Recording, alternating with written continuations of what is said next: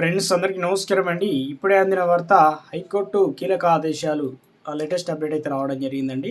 So వివరాలు ఏంటన్నది వీడియోలో తెలుసుకుందాం. వీడియోను చివరి వరకు చూడండి, కంప్లీట్ ఇన్ఫర్మేషన్ అయితే అర్థమవుతుందండి. మీలో ఇంకెవరైనా సరే మన ఛానల్ సబ్స్క్రైబ్ చేయకుండా చూస్తున్నట్లయితే వెంటనే మన ఛానల్ సబ్స్క్రైబ్ చేసుకోండి. ప్రభుత్వం నుంచి వచ్చే లేటెస్ట్ అప్డేట్స్ అన్నీ కూడా ముందుగానే అందించడం జరుగుతుంది. అదేవిధంగా చూస్తున్నారు కానీ లైక్ చేయడం మర్చిపోతున్నారండి. దయచేసి లైక్ చేయండి. లేట్ చేయకుండా వీళ్ళకి అయితే వెళ్ళిపోదామండి. మనం ఉద్యోగాల కంటే నిరుద్యోగులే ఎన్నో రెట్లు ఎక్కువ. ఇక ప్రభుత్వం పారదర్శకత పాటించాల్సిందే. కొందరి స్వలాభం కోసం ఇతరులు నష్టపోకుండా వీల్లేదు. సుప్రీంకోర్టు స్పష్టత.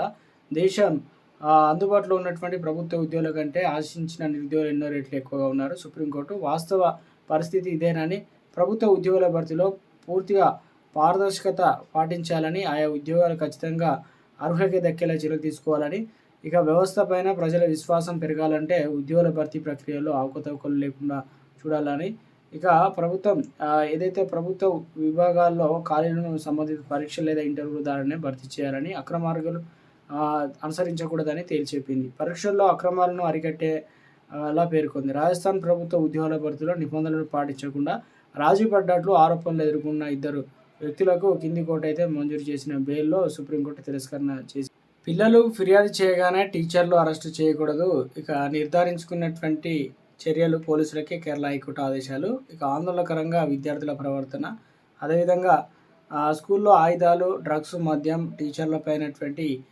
బెదిరింపులకు సంబంధించి వేధింపులు.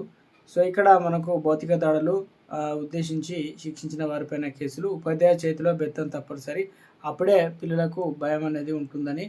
సో ఇక ఇతర ఉపాధ్యాయుల బోధన సిబ్బంది ఫిర్యాదు తీసుకోవాల్సిన చర్యలు కేరళ హైకోర్టు కీలక వ్యాఖ్యలు చేసింది. విద్యార్థుల తల్లిదండ్రులు ఫిర్యాదు చేయగానే నేరంగా టీచర్లను అరెస్టు వంటి చర్యలకు దిగొద్దని.